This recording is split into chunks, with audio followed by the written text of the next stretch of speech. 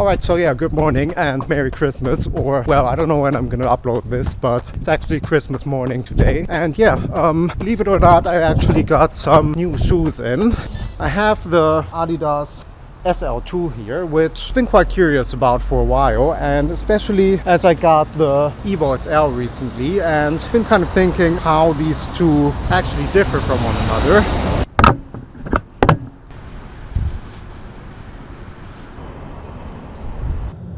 Yeah, you know, the only main difference really, at least on paper, between these shoes is that the Evo SL is for Lightstrike Pro and the SL2 just has this kind of Lightstrike Pro puck running through the center of the shoe. This is quite soft actually, but not squishy, and I mean, it's interesting, you know, this is mostly Lightstrike Pro, but I can't say that it really feels all that much like that foam, and this is a very different ride actually to the Evo SL. Yeah, it's just the geometry of this shoe feels much more daily trainer oriented. It doesn't nearly have this feeling of kind of tipping you off a stair. This is much more gentle, much more suited to slower paces actually.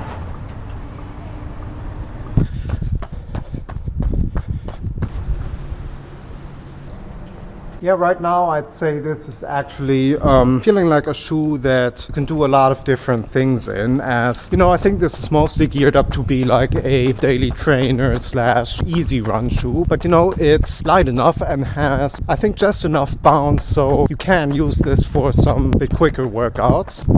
Yeah, I think if I had to compare this to something, I would instantly say, yeah, this is kind of like the Pegasus Plus, Hoka Max 6, Rebo V4, and you know, these kind of lightweight, bit more up-tempo kind of daily trainers.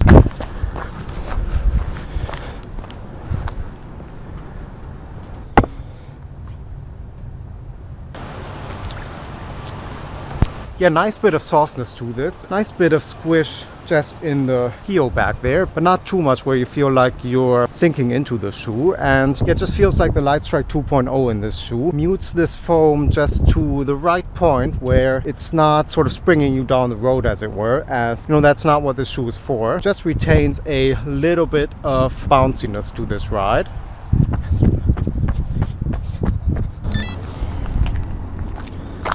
So yeah, just want to quickly draw the comparison with the Pegasus Plus again. I think these shoes are very close just in terms of intention, but I do think the execution is quite different actually. The SL2 here, let's just look at the forefoot here. This has way more cushion up here and much less of a ground feel, and you know, I think in 2024 and soon going into 2025, that's probably the kind of geometry that most people will prefer. But you know, this is not like a max cushion shoe or anything like that. This is still pretty conservative just in terms of the material you have underfoot.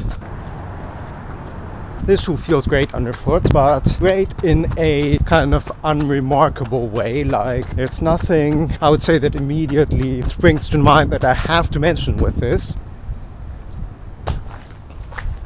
Yeah, very non-invasive kind of ride to this. No crazy rocker or anything like that, but one that just doesn't feel like it's overly present on foot, like just kind of moves into the background a bit.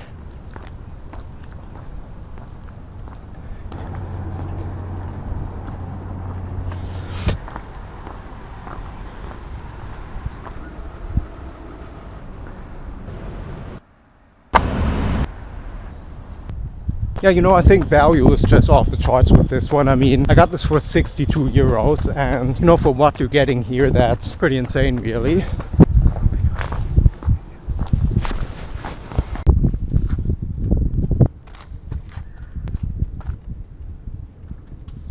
Yeah, I think Adidas just did a great job just with the kind of geometry of this shoe. I mean, as I said, it's not super rockered, but also, I mean, you know, it does have a bit of surface area in the forefoot here and a bit of something back in the heel if you land back there. But it doesn't have this kind of boat feeling that a lot of shoes do, and retains just a bit more nimbleness.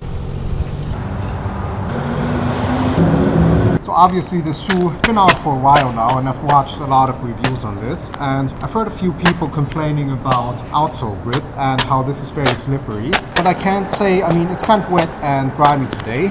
but I can't say I'm really noticing any kind of grip issues. But okay, this is wet wood here, and this is feeling very, very slippery, I have to say. But you know, I think this kind of surface you would really struggle in pretty much any kind of shoe.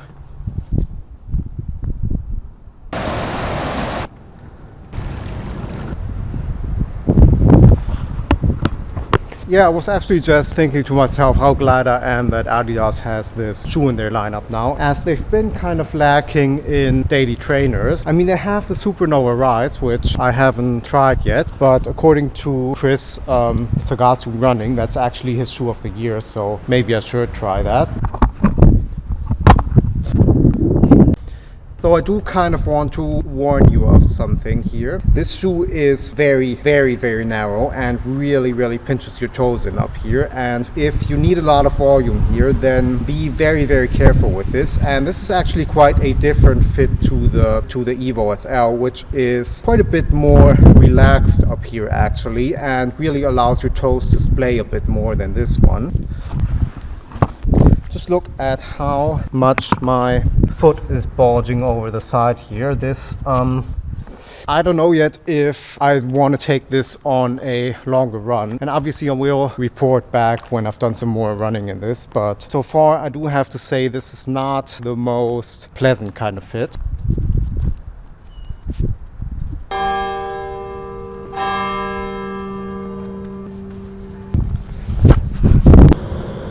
Yeah, I mean, apart from being a very, very narrow fit on foot, there's pretty much nothing I can criticize this shoe for. And I kind of feel like, you know, for 62 euros, it would almost be unfair to say something negative about this. And yeah, even though it's not exactly like mind-blowing, but it's not meant to be mind-blowing. And yeah, hope you found this entertaining, and Merry Christmas to, well, whenever you're watching this. And as always, like and subscribe, and see you on the next one.